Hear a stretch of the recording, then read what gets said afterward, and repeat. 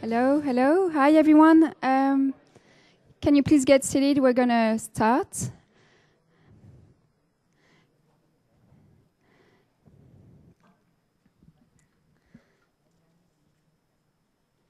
I'd like to thank NetApp tonight for hosting us. And Oscar, I'll let you say a few words and introduce yourself. Thank you. Good evening. Oh, good evening. There you go, much better. Hi guys, how are you doing? My name is Cesar Orozco. I'm with NetApp. I'm a systems engineering manager based here in Sunnyvale. And on behalf of NetApp, I want to welcome all of you, our guests tonight, to an awesome presentation by Sandy Pentland. NetApp is one of those companies that, since our beginning, we focus on innovation. Right? We're always striving to do what's best for our customers and try to push the boundaries in the data center.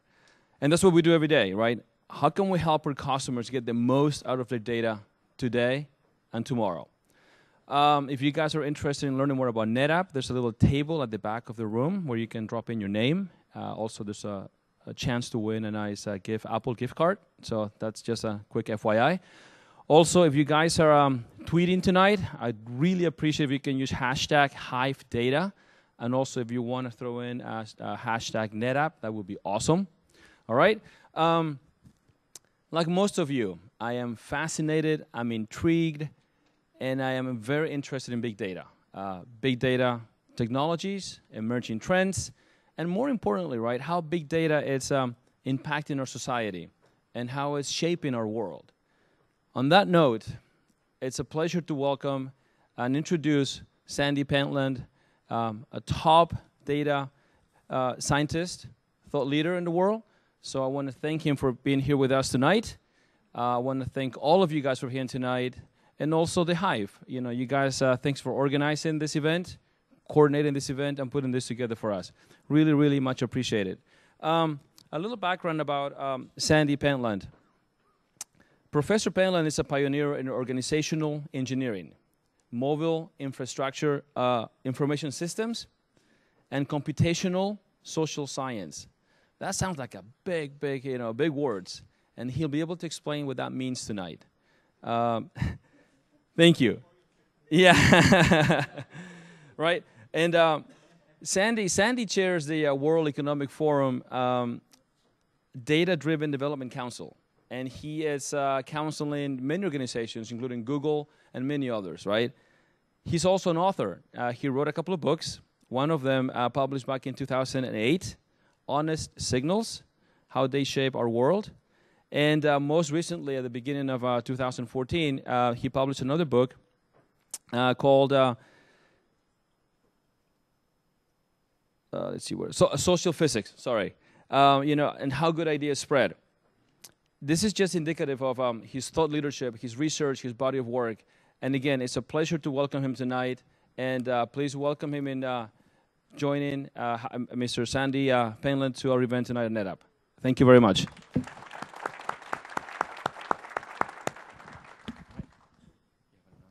Okay, thanks. Thank you. Thanks, Oscar. Thanks, everyone, for being here. Thank you for NetApp for hosting us. My name is Pashu Christensen. I'm with The Hive. Who here knows about The Hive? Great. So I'm going to be very short. I'm going to say a few words about The Hive think tank. We host events every week. We are a community of practitioners, data scientists, designers, engineers, all focused on big data. We have over 6,000 members, which makes of The Hive one of the largest data-driven community in the world. We hosted over 60 events, over 150 speakers, and started about 18 months ago. These are our upcoming events. Next week, we have a partner event with DataKind, which is a non-profit organization. And then we have a panel discussion moderated by Svetlana, who is here from Gartner. Svetlana, I can see you. Yeah, here. And we'll have a lot of other events in November. So just stay tuned on Facebook, Twitter, Meetup. You'll see that I'm going to post the upcoming events. We'd like to thank our sponsor and NetApp. our new sponsor. Thank you so much, and thank you for having us tonight again. A few words about the Hive. Usually Ravi, TM Ravi, the founder of the Hive, presents the Hive, but I'm going to say a few words. The Hive is a early-stage data-driven startup incubator. We are a low-volume, high-touch studio, and we invest from 1.5 to 3 million in each one of our startups at the seed stage, startup that develop applications for businesses. So if you want to know a little bit more about it, I'll be happy to answer any questions you may have. These are some of our startups, our office. And 2 more slides, very quick. DataKind, because of the topic of tonight, I thought it would be interesting to present. DataKind is a non-profit organization who helps non-profit organizations all around the world to use data for good, and they are recruiting data scientists to help non-profit organizations as volunteers. And Base Impact as well is here tonight. Sean, maybe do you want to say a few words? Thank you. And yeah. Thank you very much for having us here. So Base Impact, we are a nonprofit that's backed by Y Combinator. What we do is we offer a full 12-month fellowship to data scientists interested in working with nonprofits and civic organizations. Just wanted to promote our hackathon that's upcoming in November. We're looking for the most talented data scientists, developers, and designers in Silicon Valley to come hack on data from our partners at the White House, at the Gates Foundation, and others to really create a lasting social impact outcome. We are going to turn the winning hack into a full-time project our fellows are going to work on for 6 months or more, and the winners will also get to have lunch with Jerry Yang, co-founder of Yahoo, and dinner at Joe Lonsdale's house. That's the co-founder of Palantir. If you're interested in applying or finding out some more information, the link is right there. Thanks again. Great. That was perfect. Very quick. So yeah, those are 2 great organizations doing data, using big data for social impact. And with this, please continue the conversation online. We have a lot of hashtag, Hive Data, NetApp, social impact, what is the? Social physics, sorry. That's another hashtag you can use as well for tonight. And with this, Cynthia, maybe, do you want to say a few words? We have here Professor Alex Pentland, who was introduced to us by Cynthia, so maybe you can quickly introduce him again. And again, thank you so much. The stage is yours. Now you're really going to come up in just a second. Hi, I'm Cynthia Phillips. I'm an economist, and I'm a big fan of the Hive, and I love working with the team here. I was really excited to stumble upon Social Physics, the book, not long ago, and we were fortunate enough to be able to invite Dr. Pentland here. And the reason I'm excited about this is I work with a lot of social enterprises, and I'm going to talk to you, especially right now, the Plastic Oceans Foundation, which we did an event with over at the aquarium not long ago. And so the work that Dr. Pentland does is key to helping us learn how to design effective campaigns for nudging behavioral change, like how do you get people to stop, polluting and reduce waste. So things like that are really important, and I think what he's done is just the tip of the iceberg to what we can do as data scientists to help improve the planet. So, and without further ado, let me really introduce Dr. Pentland, and he's going to come up and talk now. You got it? Great, thank you. So happy to be here. I may have misjudged my audience a little bit. How many of you are data scientists? Okay. I thought this would be a very general audience. Instead, it's more technical. So I'm going to give a talk which covers a lot of things, but isn't going to go very deep and technical.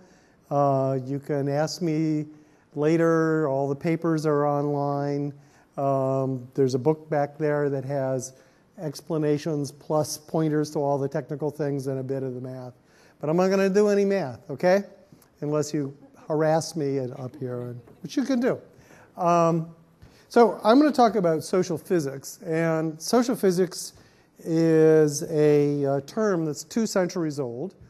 About 1800, there was a great deal of optimism about science because physics had just happened, and economics was beginning to happen, and chemistry was beginning to happen, and there was this thought that you could make government rational. Can you imagine? I mean, it's like, I can't, right? Or management, really work. Can you imagine companies that really, no, you can't. And the dream was that you could somehow understand human behavior with a sort of mathematical rigor that you saw in physics. And they tried this for a while and they gave up because of two things. One is they didn't have the math, but the more important thing was they didn't have data. They didn't have, all they had is you could ask people, you could watch people and write it down, but there was no quantifiable, continuous data about human interaction. Well, today, we have big data. We have quantifiable data about interaction through things like cell phones and credit cards and highway passes and all sorts of things that we do day to day that leaves little breadcrumbs behind. And we have really interesting new math, most recently in what people call data science that came out of data learning. And I'm going to talk to you about some of the insights. But first of all, I'm going to give you a little bit of a sort of a quick and funny history. About 20 years ago, the notion of pervasive computing began. The idea that there would be computers, it was hard to imagine. Can you imagine a time when people didn't think that computers would be everywhere and the computers weren't networked? Well, 20 years ago, that's the way it was. And I thought that really what would happen is that the things wouldn't go into the walls, which is what people were talking about, but it would go onto the body. And so I created a race of cyborgs, which you see there. And that's me on the far left there, back when I didn't have white hair. And we experimented with what you could do with computation on the body. And some of these people, like the fellow in front, that's Thad Starter, he was a technical lead for Google Glass. So we were about 20 years ahead of our time. One of the first things we learned in doing this was that the average person would look at it and say, it's neat that this idea of having information all the time and all that, but I'm never going to wear anything like that. So I set up a collaboration with a design school in Paris and some of the world's top designers, and we began to design wearables. So this is a drawing from 1995. Now, you remember when cell phones were introduced? What's that guy got in the middle? He's got like an iPhone 6 or something there, right? And that thing off on the side looks a lot like Google Glass. So the designers really were sort of onto this, and the sponsors for this were people like Motorola and Samsung, who went on to produce these things. So that's sort of funny. So that's one thing we learned, is that people were likely going to carry around stuff like this, packed full of sensors. And that's, of course, what we have today.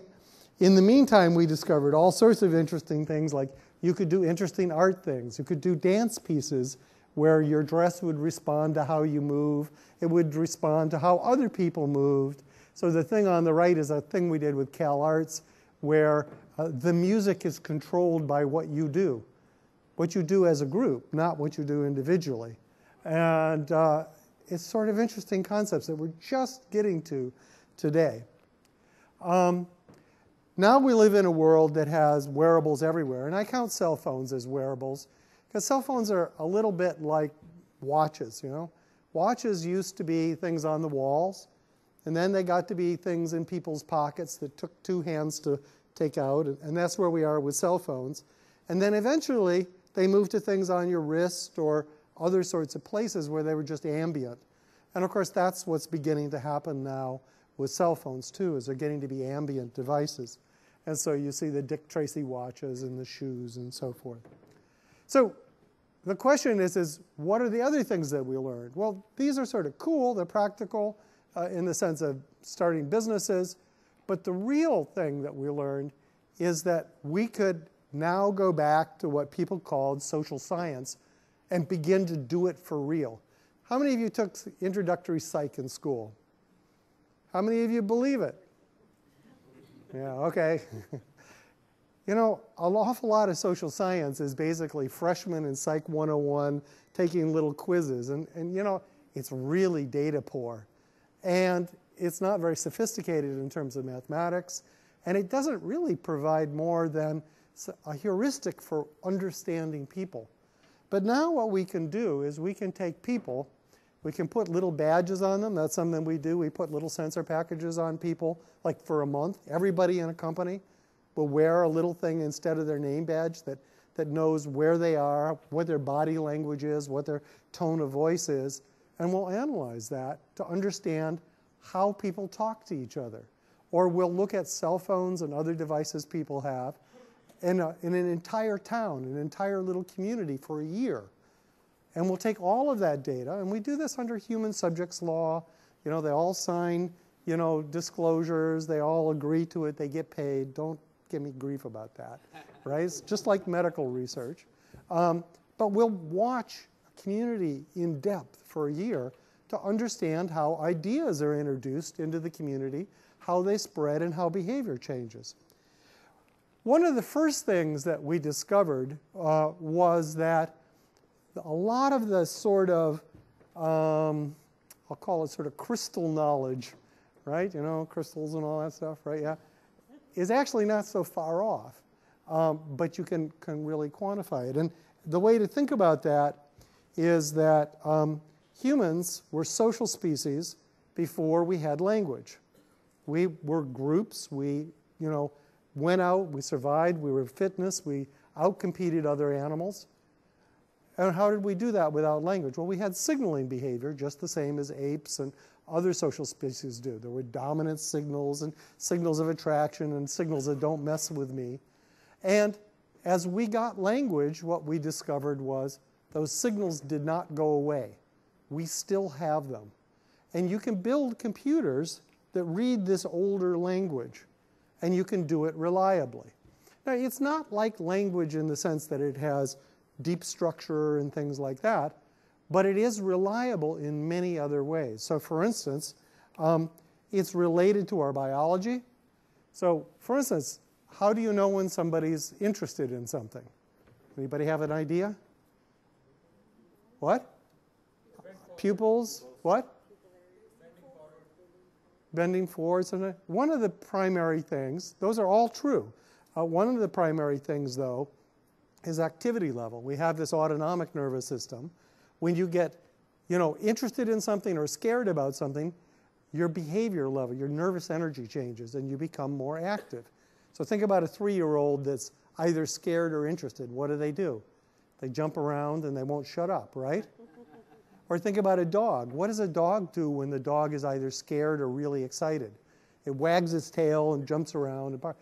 So we can read interest levels in things without words, and we can even read other species' interest level, and we can do this with people too.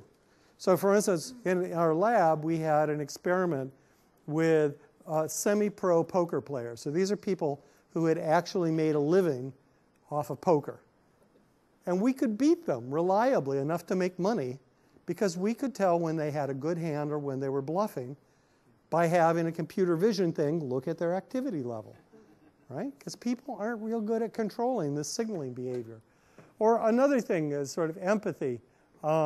People mimic each other. It's really fun to watch when you know it. If you get people sitting across from each other, and they have to be within about 6 foot of each other, and talking, you'll see one guy nod, and then the other person will nod, and then they'll both start nodding. They're like those little birds that, you know. But it makes a big difference. So there was an experiment here at Stanford where they had a computer agent trying to sell something to students. And then in a second condition, they had a camera watching the student. And when the camera saw the student nod their head, the computer agent would nod its head, would mimic the student. So nobody detected this. And the one that was mimicking was 30% more effective at selling. Think about that, 30% more effective just by nodding its head whenever the human nodded their head. It's pretty amazing. So we have these sort of languages, and you can do various things. And this is the subject of my first book on signals. I'm not going to go much more into it, except to talk about a couple spin-offs that we've done from it. So there's one called Cogito, works primarily with health insurers like Aetna and Humana. And what it does is when a nurse practitioner is talking to somebody with a health problem like congestive heart failure, it listens to the conversation and asks the question, is the patient engaged? Are they going to do what they say they're going to do? So the nurse may say, you should sign up for a health plan, for an exercise plan. And the guy says what? They always say yes, right? Oh, yeah, sure, I'll do that, yep. But 50% of them don't, okay? Which 50%? If you knew that, then you could do things to up the percentage. So that's what it listens for, is whether the person's engaged. Aetna tells us that this defers $20,000 in costs per month per seat. So that's a pretty good return for a little app that runs on the monitor of the nurse that's talking to the patient, right? Or one that you may be familiar with is Ginger.io. So this is a Valley firm now, started in Boston. And what we discovered was that when people are getting sick, their behavior changes. And it changes in a reliable way, no matter who you are. And so you can watch the signals that come off of the cell phone, and you can tell when someone's getting sick. Now, it's not perfect. It's only around 80% accurate. What good is that? Well, imagine you're a hospital, and you've got a couple 100,000 patients, and you know at any one day that a couple hundred of them are getting really sick. And if you could get those people in and look at them, you could get them better, because treating early is really good, right? But you don't know which ones. And they're not going to call you until they're really sick. But with this, if this is on their cell phone, it's like a check engine light. You know, oh, these guys, we're going to call those 200 people, and that's the set of people that we need to reach out to in order to be able to have proactive early treatment. And so Ginger.io is funded by Vinod Khosla, and it's done very well. So you may know about, I'm sure they're hiring. Shouldn't maybe do that, but anyway, so that's one of the things that we learned. This is another one. That's actually Anmol, who's the CEO. So as part of his graduate studies, we built a thing called the jerkometer. So what we perceived is if you could read people's signaling, then you could address some classic problems like husbands listening to their wives or people who just don't listen. And so what this did is it listened to you as you talk to people on the cell phone, and would give you a little jerkometer reading at the end, right? How many of you think you could use that? How many of you think you know somebody who should have it? Yeah, okay, that's a pretty good idea, yeah. A second thing that we learned is, I think, maybe more interesting, and this is about interactions between people. So what we've been able to do is look at interactions between people and build mathematical models that typically account for about 40% of the variance in performance. 40, maybe 50% of the variance. And that sounds, well, good as 40 or 50%. Well, what that means is you can identify high-performing groups with 80 or 90% accuracy and low-performing groups with 80 or 90% accuracy. And it's causal, so that if you see a low-performing group, you can give them feedback to turn them into a high-performing group. So, for instance, the thing that we did to sort of, that is maybe a poster child for this, is a paper that was in Science. And what we did is we looked at hundreds of groups of people that we dragged in off the street, and we had them solve lots and lots and lots of different problems. And what we discovered is about 50% of the variance between groups could be accounted for by the pattern of communication alone. So the performance of the group was not correlated with the IQ of the people in the group. It had a very weak correlation with personality. So your HR people probably always tell you about taking the, these personality tests. It doesn't really matter, right? It was correlated with emotional quotient, emotional intelligence. So some people are better at reading other people. And so if you had a group with a lot of people who were good at that, that group was had higher productivity. And it turns out that women are better than men at this. So if you had more women in the group, the group did better because they could read each other. But the interesting thing is that you could train people to do this. You could give them feedback about, are they having the correct pattern of communication? The correct pattern is very simple. Everybody engaged, everybody contributing about the same amount, short contributions, no long-winded anything, and acknowledging people. So when they say something, you go, uh-huh, really? Just like that, right? Nothing big. That pattern differentiated low-performing groups from high-performing groups. It's pretty amazing. And so the paper talks about collective intelligence and so forth. And what it shows, though, is that this pattern of behavior is a key thing that you can measure to be able to understand what's going on in a group. And the reason, the fundamental reason, has to do with social learning, learning from each other. And I'll explain more about that. So here's an example of some things that we've done that might be interesting. And this is also the work that now we have a couple spin-offs. I mentioned one here. So we took and we gave phones to everybody in a community. And we kept track of things like what apps they had and whether they bought data services and other sorts of decisions they made and how their social interactions predicted those sorts of decisions that they made. And what we found was that we could calculate many sorts of networks. So we could figure out who spent time with each other just from Wi-Fi access points. You know, did these people see the same access points at the same time? Did they call each other? Did they go to the same places but not necessarily at the same time? Did they share the same sort of, were they Facebook friends and things like that? And what we found is we could do, by looking at the first three, we could do a 5 times improvement over the normal commercial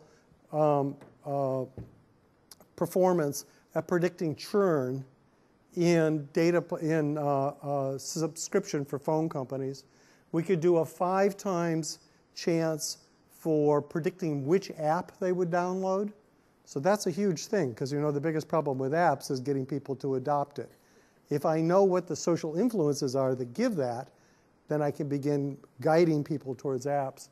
And in one country, we were able to actually increase the yield on data purchase plans by looking at this sort of network effects by a factor of 13 over their normal commercial practice. And what was interesting is the Facebook network didn't matter. It produced no statistical effects in these sorts of things. It was proximity and call first, and going to the same sorts of places second. Okay? Sort of interesting. So what it seems to be, what the story it's telling, just like the story with the small groups, is that it's face-to-face interactions with people or sharing the same experiences that's the most powerful way of having social influence between people. So you can use this in these ideas in many different ways. So this is an example of something that we did with little badges. We gave everybody in a German bank a little badge that kept track of who talked to who. Didn't listen to any of the words, right? Just did people talk. And most of what's shown there in red is the pattern of, actually everything that's shown as red is the face-to-face pattern of communication. So this is the advertising part of the bank. There's 5 departments here.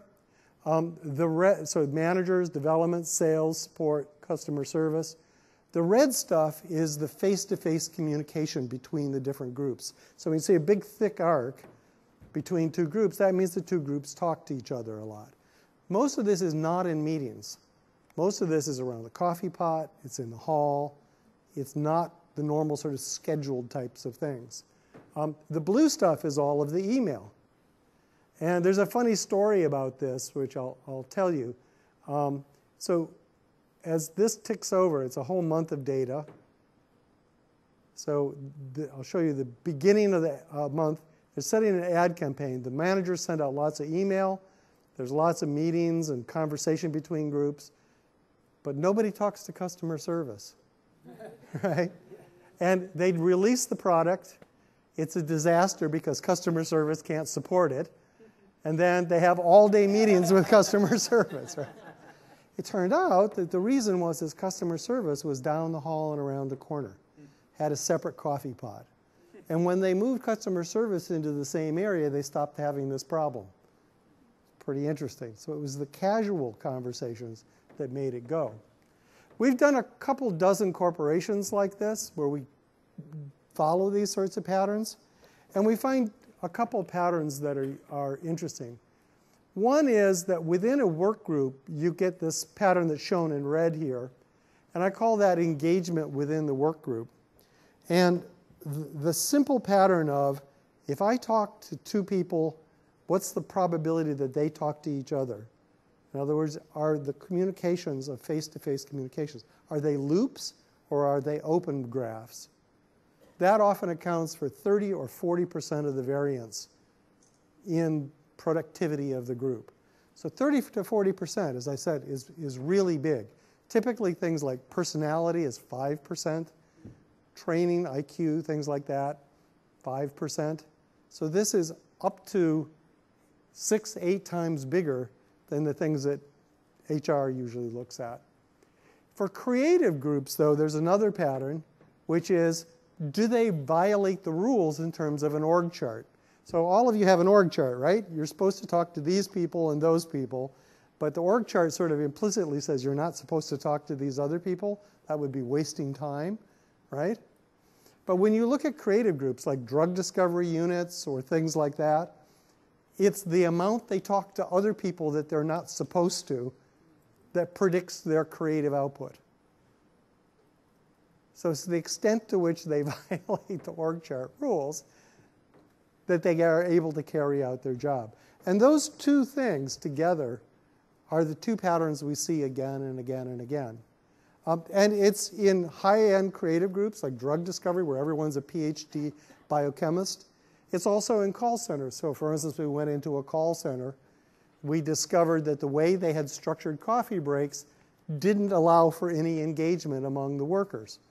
So they had no way to trade, tips about what do you do when the boss is angry, or, what about this new ad campaign. They had official meetings every morning, but not everybody could talk at the official meeting. It was a briefing by the boss. And I convinced them to change the coffee breaks so that everybody could talk to each other more.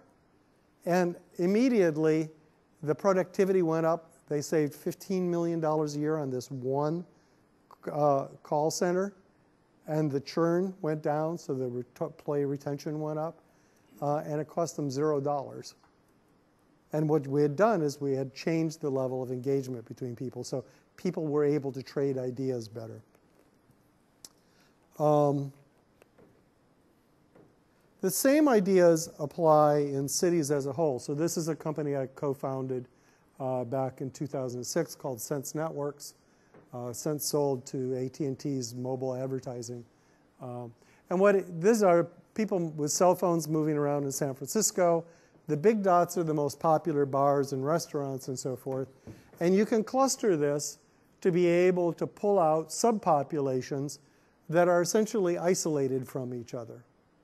And these subpopulations are highly engaged with each other. They don't necessarily know each other, but they see each other because they go to the same places. And so what you find is fads and decision-making tends to propagate very quickly within these groups, but not across the boundaries of these groups.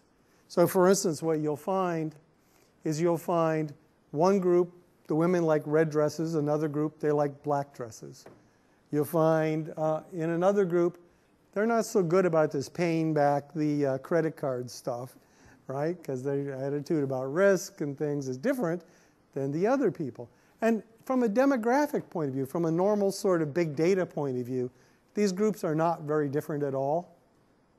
But they've learned habits and fads and practices from each other. And when you look at them through the eyes of the network that they're in this case the proximity network that they're in, you find that they have different behaviors. The one that's really important is that chronic health things vary by group also. So things that are diseases of behavior like diabetes or things like alcoholism go in these groups. So if you find that a group has a high prevalence of this, you suddenly know where to go to screen for it or to do an intervention. which is really pretty important. And we have a large trial that we're beginning at Mass General Hospital in Boston to capitalize on this sort of thing with a population that they have. And we're very hopeful that we'll be able to actually make an interesting dent in diabetes that way. The general rule for this stuff is interesting. People ask me, well, what about social media as opposed to face-to-face? And I have an example. It's in the book and was also a paper in Harvard Business Review that illustrates this notion of exploration and engagement in a way that's very different, but gives you a sense of what you need to be careful of when you're doing social media. So this is a social network called eToro. It's a financial network. So it's a little bit like Twitter or Facebook, sort of halfway in between. But on this network, you can also buy and sell stock. You can buy and sell currencies, things like that, gold, silver. And you can see what everybody else is doing. That's the thing that's really unusual. So if you're trading, right, I can look at what you're doing. I can see your return on investment. I can't see how much you invest, but I can see that you're really bullish on the euro and short on the dollar, and that you've done pretty well in the last 3 months. And I may say, you know, that's really good. She's making good decisions. I don't know quite what she's doing, but it's good. And what I'm going to do is I'm going to take 10% of my money, and I'm going to follow you. And that means anything you do, I'm there with you. You're my finance advisor now, right? And I may like him too, and I'll put another 10% on him. And that's what people do in this social network. And the question arises, how much social following, how much social interaction is good for making good financial decisions? And it's cool because we can see their return on investment. So we know how good their decisions are.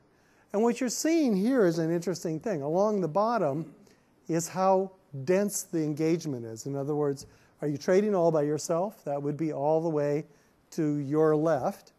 As you get more and more social, your return on investment soars up. This is all market normalized. Each dot there is the return on investment of about 1.5 million people for an entire day. So this is an enormous amount of data. As these people get more and more social, they make more and more money. The return on investment gets to be 30% better at one point than trading by yourself. So social definitely helps. But then it goes down. As there gets to be more and more social, things fall apart. And what I'm not showing is sometimes you get disasters. So everybody gets the same ideas following each other, and it's a bad decision and everybody goes broke, right? Makes a bad decision.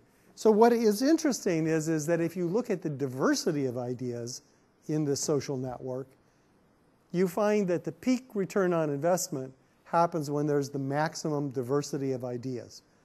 So if what you're doing is following people that have very different strategies, then you do the best that you can, and you'll be about 30% better than other people.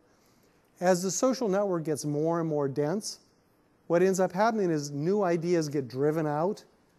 Everybody starts herding. They start thinking the same thing. You say, everybody's doing this, must be good. And that's sort of the first step towards death, basically. Okay. And that's something we see a lot in current social networks. You get to see these fads, these waves of opinion that wash over it. And it's driven by sort of over-social sharing. So that it's lots and lots of people seeming to do the same thing, but they're not actually independent of each other. So it doesn't count as lots of votes for a strategy or for an idea. It's just people repeating the same stuff. So you can use social networks to make better decisions, but you have to be really careful of these echo chambers. So one of the interesting things that we're thinking about doing is how do you build filters so that when I go on the web and start looking at something, I never see copies of things. I only see things that are true original opinions or examples of things that are from a community, and only one sample from each community. so I get the maximum diversity of ideas. There's a startup. You want to do it? We'll talk about it, okay? Let me show you some ideas about what that can do. So we had a paper in Nature recently, Nature Communications, where we got data from 300 cities using things like Foursquare, and there's a bunch of other ones like that, where we could measure this diversity of social interaction and the density of interaction. And what we found that we could do is we could take that measurement, and directly from that, we could predict the GDP of the city. And the R squared there is like 0.9, 0.82. The one on the left is the United States, 150 cities in the United States. The one on the right is 150 cities in Europe. So what that means is things like educational level, political stuff, like policy of the government, demographics, count very little in comparison to the flow of ideas and the social network density. So what cities are doing, they're not getting into this echo chamber area. They're sort of climbing up this area that we had here, where we're getting more and more social. And the more they climb up that, the more their GDP goes up. That's pretty interesting. Now, if you don't believe that, here's another one that's we're in the middle of working. So along the bottom are three things, which is essentially how many different communities do the social networks touch? So what's the diversity of ideas that are coming into the community? Okay? And we do this again using things like Foursquare to look at people who physically met up with different people from different communities. And as you get more and more diversity, the GDP goes up, nice and linear in a log-log scale. The number of patents goes up, same way.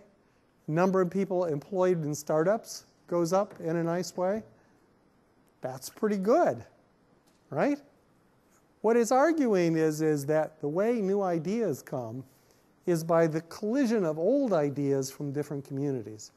It's not that there's some brainiac who comes up with a great idea and that takes over the world. It's that that brainiac is actually a fairly normal person, but they happen to be seeing ideas from this community and this other community, and when he put those or she put those ideas together, they came up with something new that really worked. So it's this harvesting from different communities and putting them together that seems to be the source of innovation. And that's a pretty interesting thing, as opposed to the talent theory that, you know, there are these special people that magic comes out of their fingertips or something. Here's another thing by a former student of mine, Nathan Eagle, and some other colleagues of mine. This is data from the UK, from Britain. And along the bottom is the diversity of social ties as measured by telephone networks. And along the vertical axis is the socioeconomic percentile, which they measure for neighborhood by neighborhood. They're called councils there. So they measure something which is a combination of infant mortality, crime rate, life expectancy, and GDP. And they mash it all together in a nice little linear combination. And it turns out that you can predict that with an R squared of 0.86 from the pattern of telephone calls. The more diverse the community is, the richer it is, the fewer babies die. That's pretty amazing. So just think about it. If I can look at the telephone calls, I can tell you how many babies die.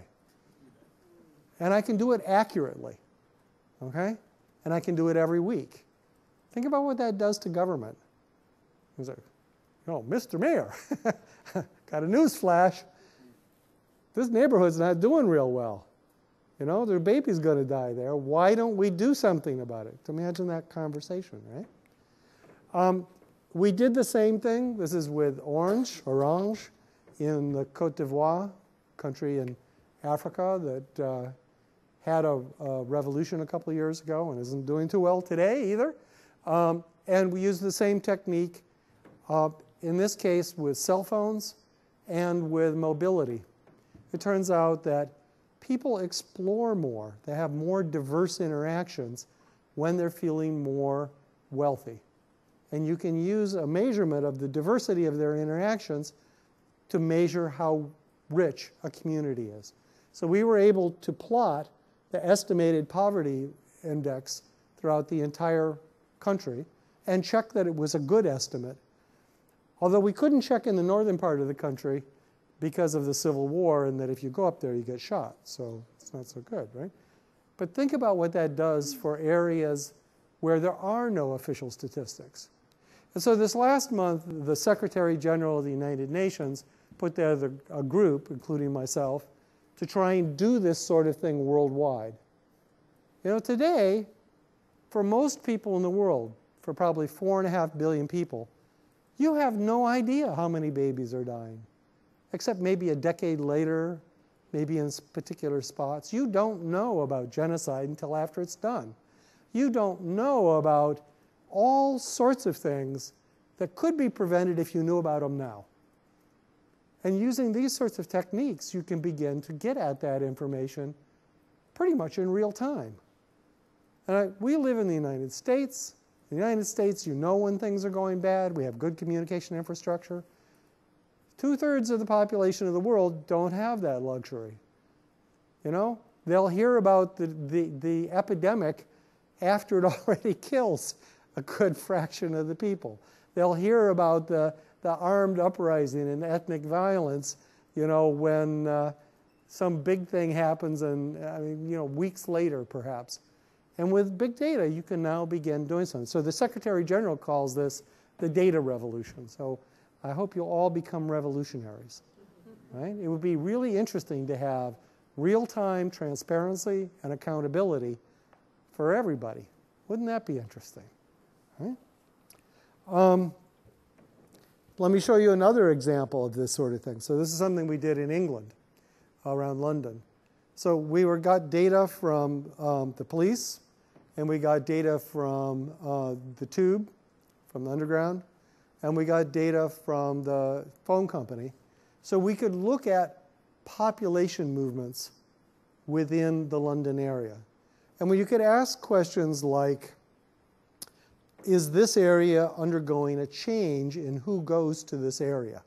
In other words, just imagine a block, you know, like town square, and suddenly all the old people stop going. What would that tell you? It would tell you that something's going on, right? I mean, you don't know what's going on, but it turns out that if you see something like that, about 50% of the time you're going to get a spike in crime afterwards. Now, you don't know who's going to do the crime. You don't even know if it's going to happen. But when you see this change in the population diversity, in the mix of people, it means that there's social stress going on, there's change happening. And as I said, about 50% of the time, it results in higher crime rates, violent crime, things like that. So that's a pretty interesting thing, because this is predictive. This is a month ahead of time. It's time to actually get the social workers out there and maybe think about doing something about it, right?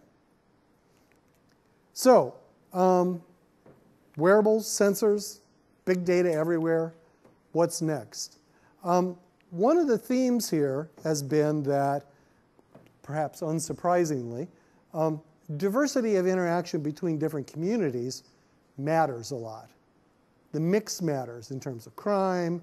The diversity and volume of it happens in terms of innovation and startups and things like that. It matters in terms of GDP. It matters in lots of ways.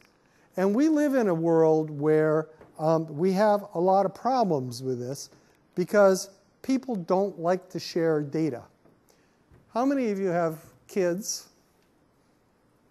Would you post your kid's location online? No. If you do, you should have your head examined. Right? That would be really stupid, okay? Or how many of you post your financial records online? Yeah, ha, ha, ha, ha. But let me ask you another question. How many of you know what people like you, your sort of people, spend on transportation? Do other people spend more than you or less? You don't know, do you? Do other people like you make more money or less? Maybe you have some idea, but you really don't know. Do you spend more on childcare? How about vacations? Wouldn't those be interesting questions to ask and get the answers to? But you can't do that because there's no privacy on the web. Your data that's about you, data that you help generate, is not controlled by you. It's not safe to share because if you put it out there, it just goes away. And we're all sort of brainwashed that, oh, that's just the way it is. But it doesn't have to be that way. So when this sort of data started to become common, this sort of cell phone data, things like that, and I saw what was possible with it, I realized that there needed to be something that went along with the big data analytics, the visualization, and things like that. And that is, we needed to change the rules of the road so that people would be more in charge of data like them. And my thought was, you control your own body, right? You have rights in that. Why don't you have rights in your digital body, in your digital identity? Wouldn't that be something that would make it safer to share?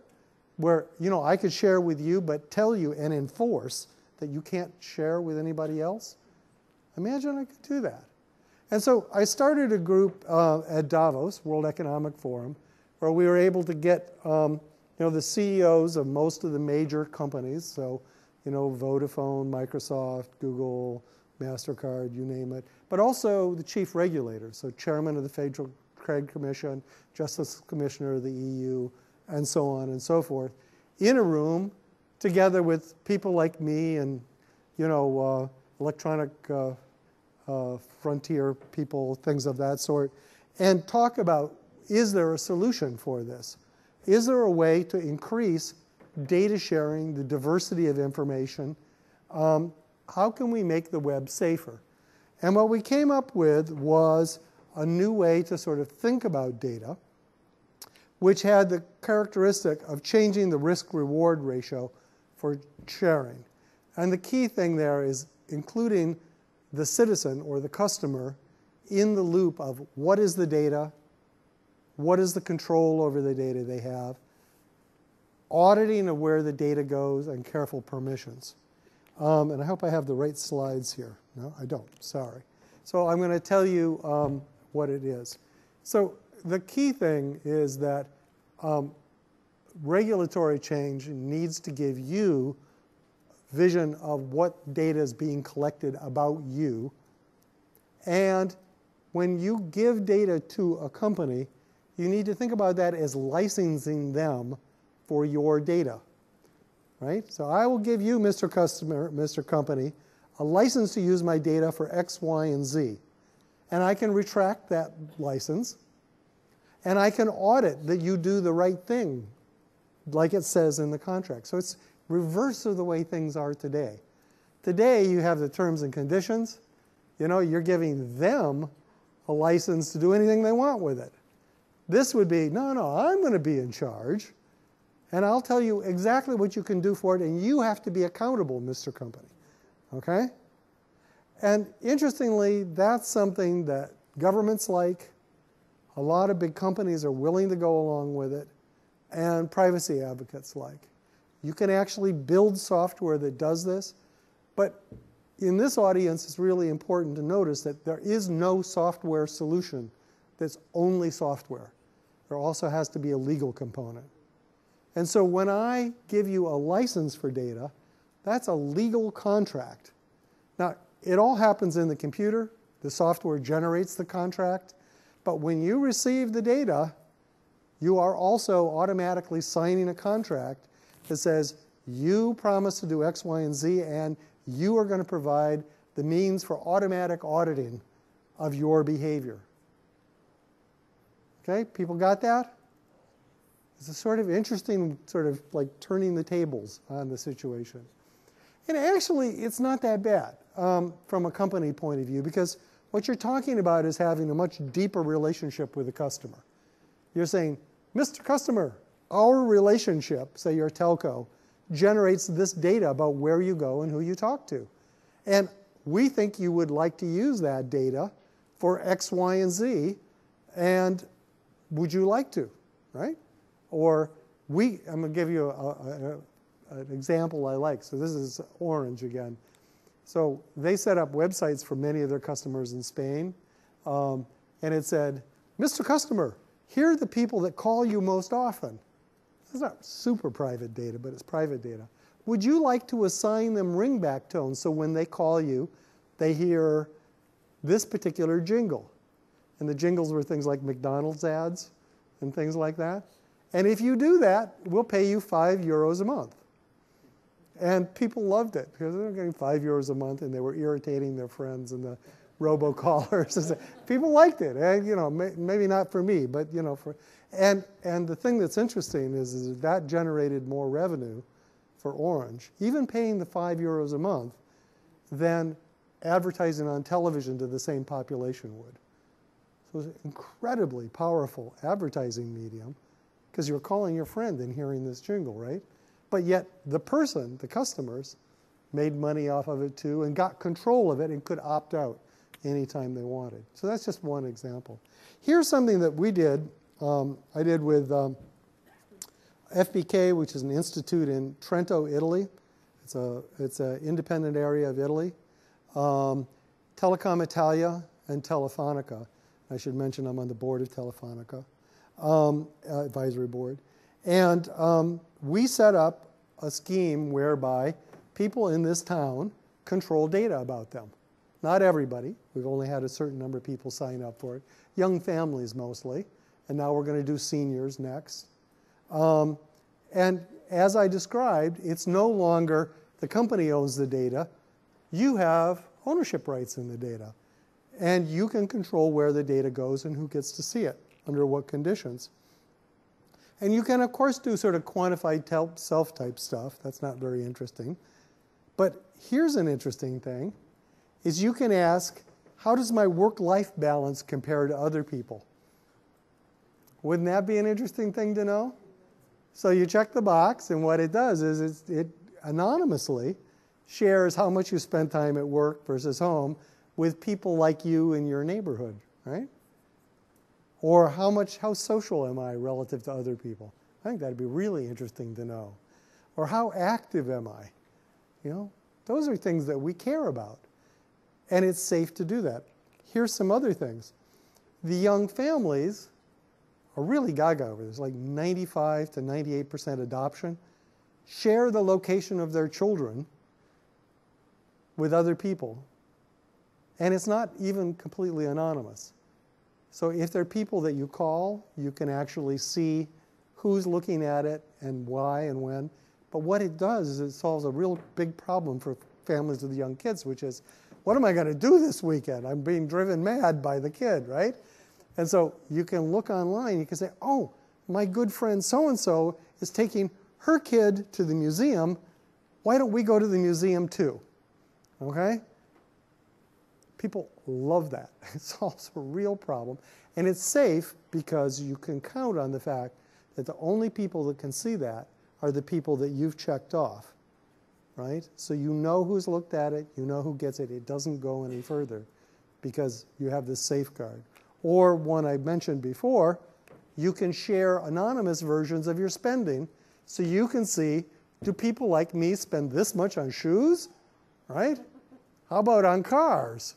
How about on, you know, what do they make? Do I make as much money as they do? People love this, right?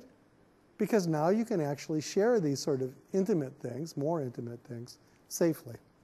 And that's sort of the end here. Book back there, if you're interested in details, you can talk to me. A lot of it's on this website, some of the technical papers, not all of them. I'm a little broken with posting things, but you can find it all online. Okay? Thanks.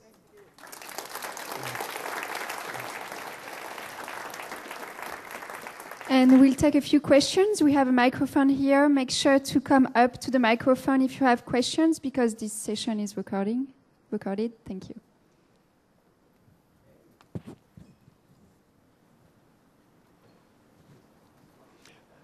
Dr. Pentland, excellent talk. Thank you very much. My question is, when you take ownership of your data that you're giving to a company.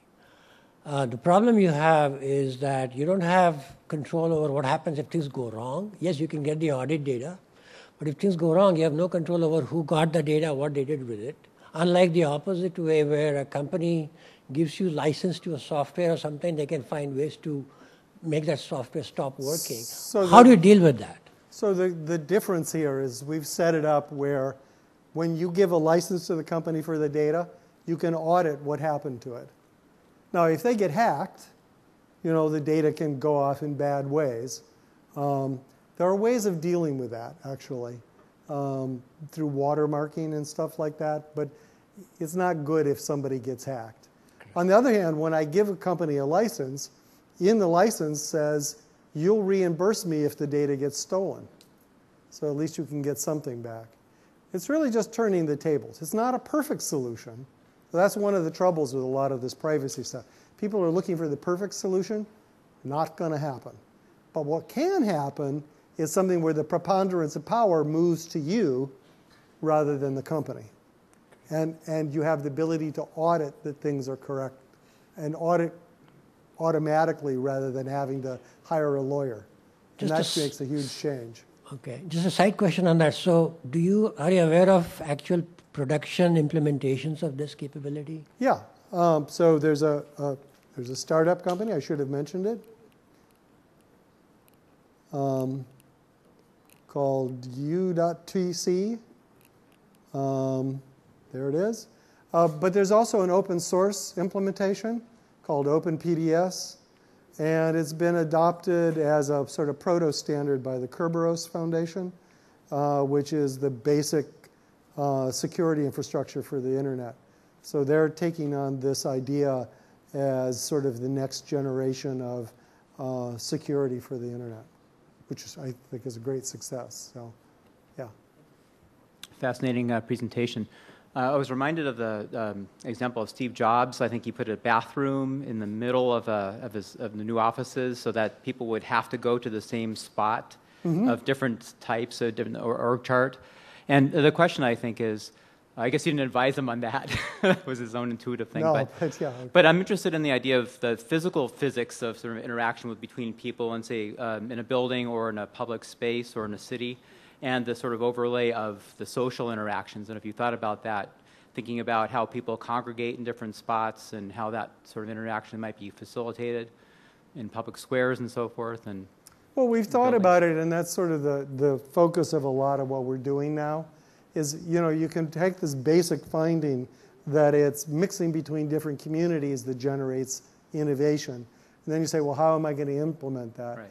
And the approach we're taking to that is looking at lots of existing places and asking, where do you get the highest rates of interaction? Okay, is it the bathroom in the middle? Is it the coffee pot? We've done things like change lunch table length, so that people can't just sit with their friends, things like that. And, what you hope to do is collect a series of things you can do to promote this, and then you can try it, right? The trouble with this is that trying it's sort of expensive, because you're talking about building a whole building or building a city or something like that. But it turns out there's a lot of cities being built, so there are people willing to try these things to see, how it works in the real world with these particular devices to promote those sorts of interaction.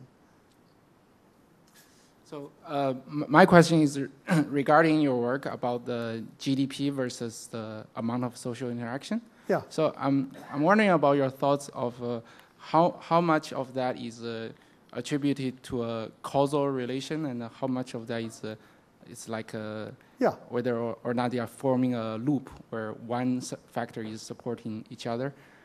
So it's hard to tell correlation from causation in these things, because if you could do the following experiment, it would be good. Like if you could go into the city and say kill half of the people, right? You could probably tell the two apart, but no one will give us the license to do that, and we don't really want to do it anyhow. But what we do know is the following, is that we've done it in small groups, and it's causal. We've done it in groups of like 100 people in small communities, and it's causal there, because we can do interventions there. And there, if you increase that sort of interaction, you get greater productivity, you get greater innovation by however they measure innovation. And so it's likely that the same thing happens at the city scale. The other thing is that, you know, there's a whole bunch of theory out there about how to build cities, how to build more innovative companies. All of it's based on zero evidence in terms of causality. It's just observations by sociologists or social commentators about, well, this seems to be something that I see in common in a lot of creative spots.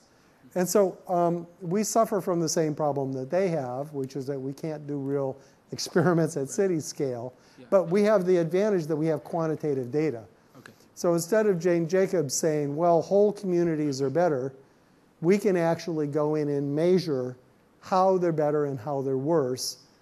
And we can do it precisely across lots of different cities.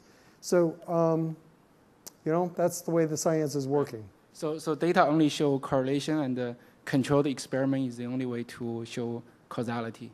No, well, okay. So if you want to have a whole, there's a really interesting set of discussion. We just had a meeting at MIT about this with a lot of big debates. Most people will tell you that A/B testing is the only way to demonstrate causality. And I'll tell you that A/B testing almost always depends on very strong assumptions about the background theory. So a lot of A/B testing I don't believe, okay? Because it's based on, you really believe that? That's the only thing? How did you measure this other thing? So a lot of it I don't believe. Similarly, you know, there's the common complaint, which is true, that correlation, except in certain situations, does not imply causation. There are some places where it makes it awful probable. Like if every time I see A, then I see B immediately afterwards, then you have to tell a pretty complicated story to explain that as correlation. But the real thing is a Kolmogorov complexity argument, where you say, look, I'm going to look at this data from several different independent points of view, and if I see the same structure for all these independent things, then I become more and more likely to believe that it must be causal. And that's really the heart of the scientific method. So, and it gives rise to an interesting view, which is that science by itself is only suggestive. It's science plus engineering that proves things. Because I'll tell you, if you build something, you know, you're going to find people using it in ways that you never imagined. And if it still continues to work, you've got your hands on something that's real. Okay?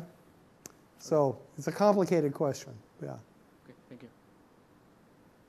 I had a question about sort of managing the complexity of your data.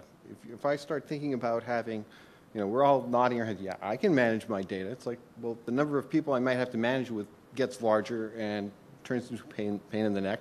And we're actually a pretty smart group here. There's some people can't manage their money, never mind data. So I'm just trying to understand how you think this approach would scale. So the way the discussion, here's the idea about that, is that, yes, normal people have trouble managing their shoelaces, let alone their money or their data. And it's just the way it is. But what we've done is, for instance, in finance, we come up things like mutual funds. Do you know what your mutual fund actually does with your money? No. But you trust that they've been audited and checked and this, that, and the other thing, and they're going to do at least a halfway good job. Or you get recommendations from people you trust about these guys are able to manage it well, you should try them. And the same thing will happen with data. There'll be, you know, ways to manage your data that are recommended by AARP, by your employer, by your church group, and over time they'll evolve and be pretty good. But I can't manage my data. It's complicated, right? You need to have experts studying it. You need to look at all the bad things that happen and figure out the best policy. It's going to be like managing money. But, you know, what's the alternative? No data? If there's no data, then you don't know where the kids are dying, right? That's bad. That's worse, right? So we're going to have data. We're going to have an efficient society that can address, you know, global warming and things like that. And we're going to have to put up with the complexity the same way we do with financial things, by having advisors and auditing structures and things like that. What about a related thing is in terms of being able to identify quote-unquote anonymized data? For example, you know, just simple patterns. I mean, the idea of anonymized data is BS, right? It's just like every time it happens, you can re-identify it, okay? Now, that doesn't mean it's not useful. For instance, when I share data with people, I make them sign a legal agreement first. And the agreement says, you will use it for these purposes, and if you try to re-identify it, you have to give me your firstborn and all of your money, okay? Right? And I can watermark it so I know if you do it. Yeah, okay? And that's getting to be the standard, is that you can't, there are no technical means that I've seen for really doing anonymization on a person-by-person basis, because there's always another set of data that can be brought in. But I can bind you by legal restrictions to doing what you promised to do, and I can audit you. And that's what we do with money. If I give you money and say you have to invest it this way, you know, you could take it and go to Mexico, right? But people don't do that because we have enough auditing and other things in place that it's just not practical to do. So you need both parts of it. I mean, fortunately or unfortunately, right? I work with NGOs to help them with movement building strategy, and so I was particularly interested in your work in social fMRI and the interventional work. And I was wondering if you could talk about that and how lay people could implement it. Well, the fMRI is basically a term for dense data about behavior in a community. And the term actually came up when we were doing a small living community of young families. So we knew their Facebook, their financial data, everything you could get off of a phone, sort of their government type data, things like that. And that was done under human subjects law, which means that we're bound by federal law to hold the data in a secure way, and only people can look at it, have to be qualified under the federal regulations and blah, blah, blah, okay? And that's good for research, because now you have all the variables, or as many variables as you can imagine, for trying to understand what's going on. So for instance, we're doing the same thing with Mass General Hospital to get a better understanding of diabetes. So diabetes is likely actually 5 separate diseases. Nobody knows because they haven't had rich enough data about behavior and phenotypic variables to be able to tease the different types of diabetes apart. And as a consequence, treatments for diabetes are catch as catch can. They'll work on 20% of the population, but they don't know which 20%. And so doing this sort of experimentation, this dense experimentation, is a really interesting way to get into the causality problem and at the basic structure of the phenomenon you're observing. So from a scientific point of view, it's sort of, I think it's going to be the new gold standard, right? As opposed to the sort of sparse A/B testing, where that's mostly driven by money. You say, well, I can't test all these variables, so I'm going to take the 2 best ones I like, and I'm going to try one, and you know.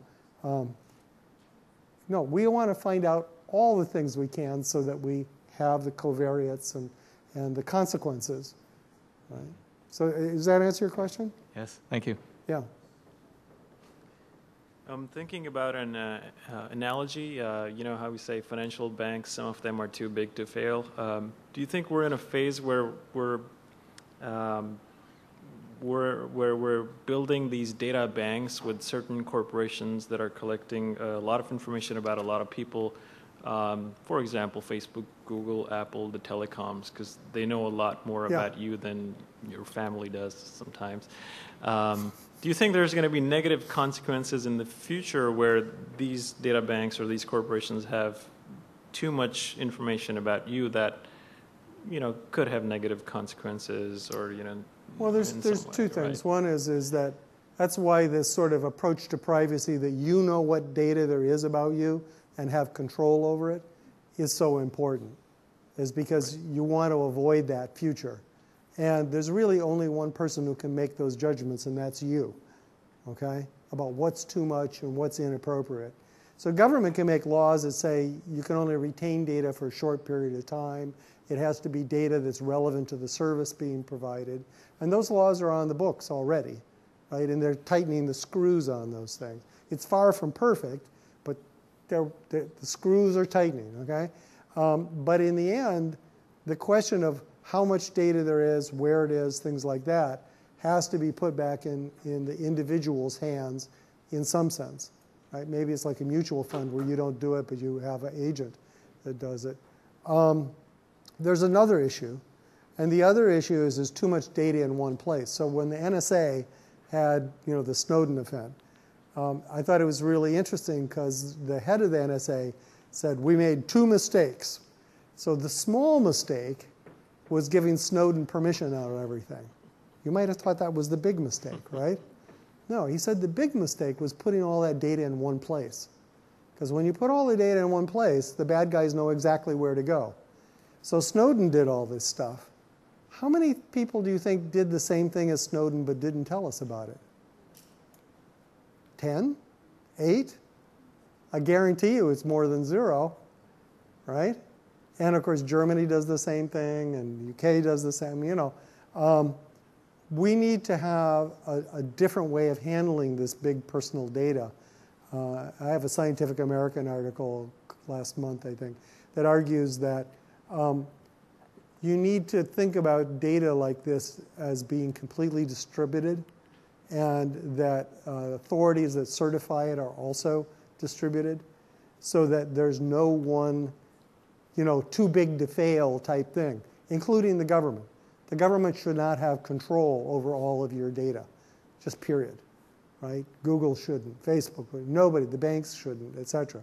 It should be distributed so that somebody can attack and get some of the data, but they can't get all of the data ever, right? And so we need to think about this as sort of this war that's going on, where we're going to lose some of the battles, but we don't want to lose the whole thing. And the only way to do that is you have to have both the software and data distributed and heterogeneous, but the people also heterogeneous.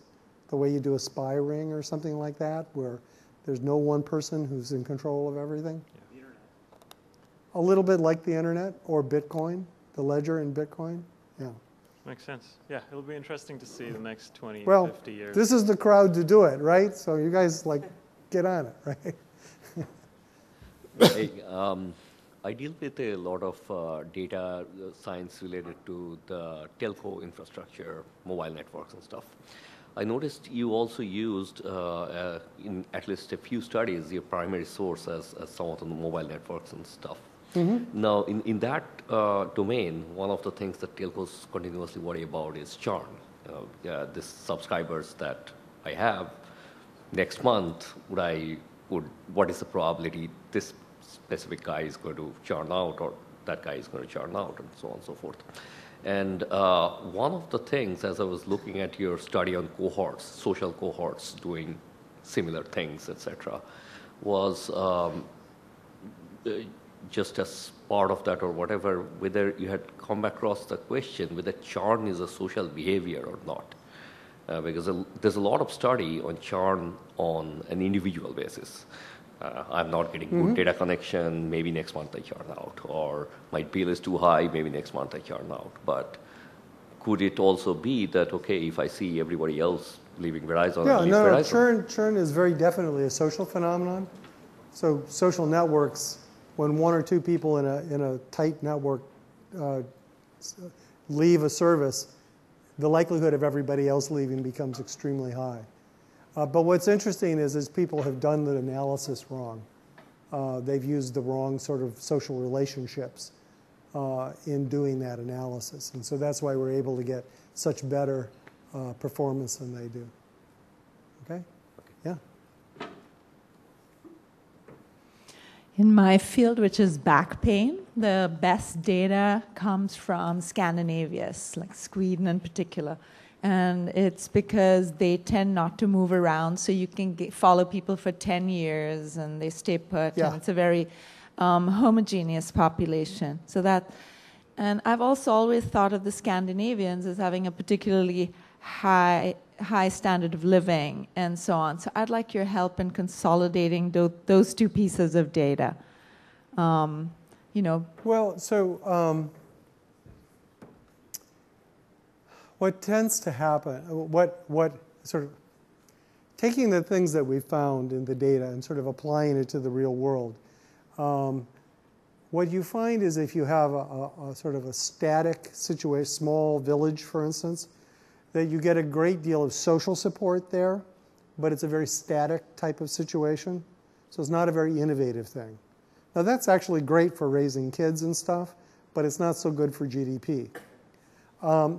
If you have combined that with some of the people from the village working in the big city, so you get a lot of diversity at these little communities in the big city, then in the big city you get this sort of diverse social networks that are good for innovation. Another example of this is Zurich, which decided to put in a transportation structure where people would live in these little Swiss villages, which are very static and in some sense not very retrograde, they're not innovative at all, but that everybody comes to the central city every day. And so you get a great deal of diversity in the central city because of their transportation network. So that's interesting because in the village then, what you get is you get something that's a low crime environment. You get a very predictable environment where everybody knows each other. There's very clear norms of behavior, which is good for raising kids, for instance, or for supporting elders or people that are sick, okay? But at the same time, you get this highly diverse area in the city where a lot of stuff can happen. So there are ways of engineering these things such that you get pretty much the best of both worlds. Not completely, but a lot of it. And I think Scandinavia is a lot like that, actually. Yeah. So I work in the K through 12 education space, and so I'm really interested in your observations about data living in different systems, because often in K through 12 education, we're collecting a lot more data in different data systems, and in order for students to improve or for a teacher or a coach to help a student, they really need to look at these data in an integrated way. So what's the solution? So the educational system and the laws around that are designed to prevent high performances, apparently, right? Because everything's siloed and you have to have immediate permissions. You can't have permanent permissions. It's just a mess. And the health system is not much better than that. HIPAA protects privacy, but it also means that you have, poor performance at best.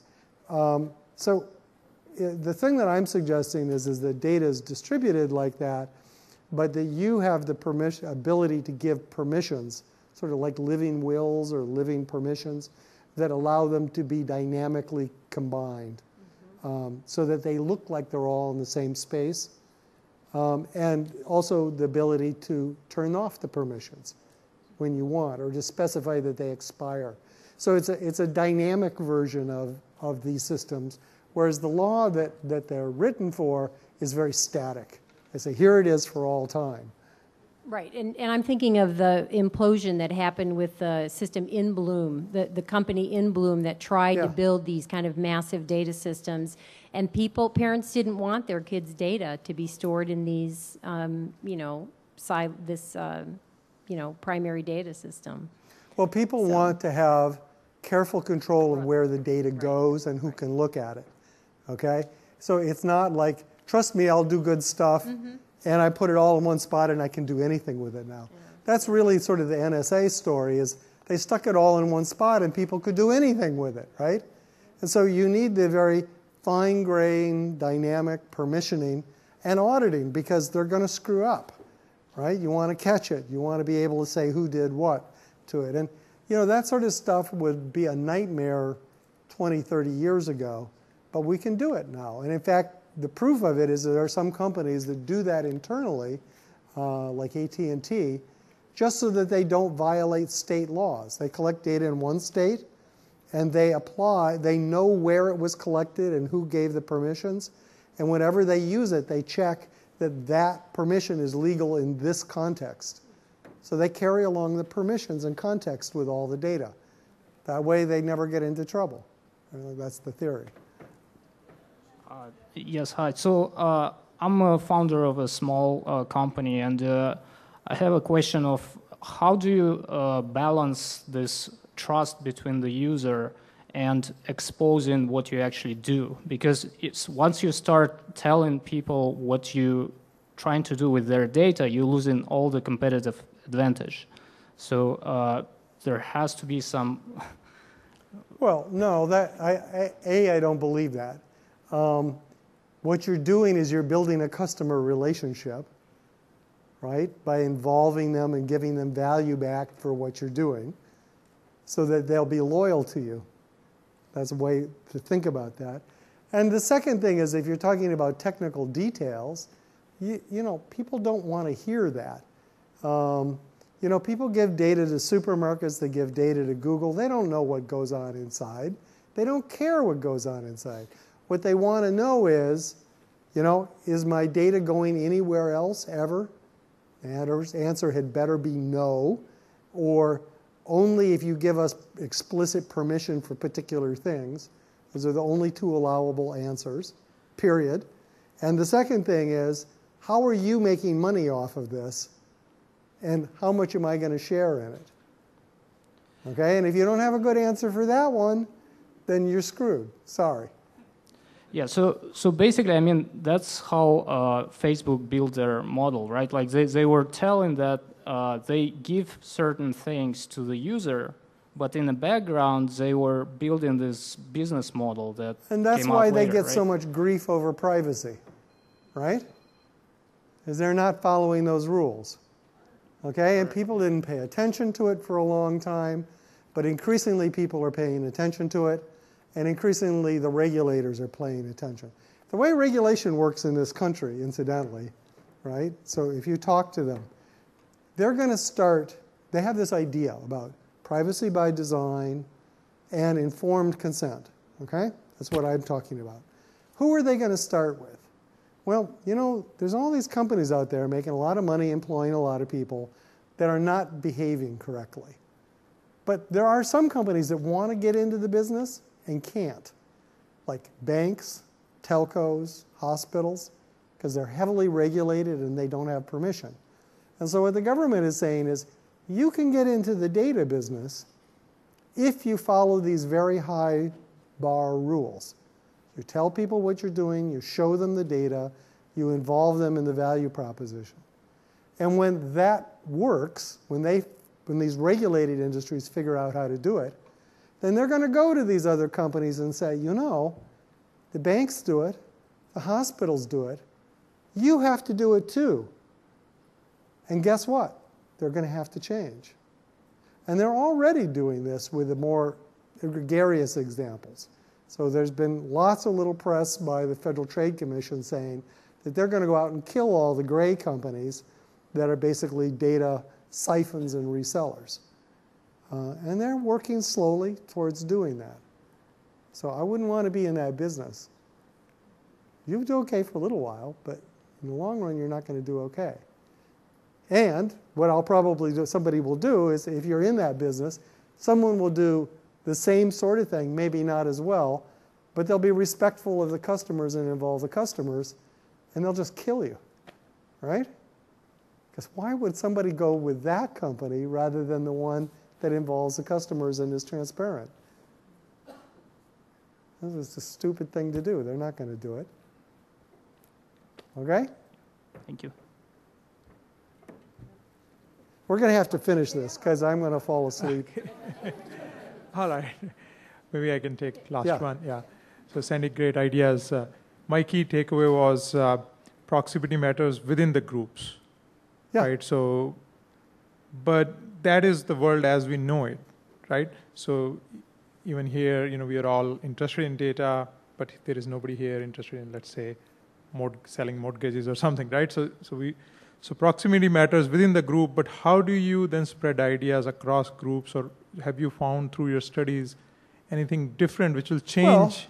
Well, yeah, so look, the Valley is a poster child for this. I was talking to somebody who said, oh yeah, we've been at several companies together. People hop companies here all the time. How do you think ideas spread?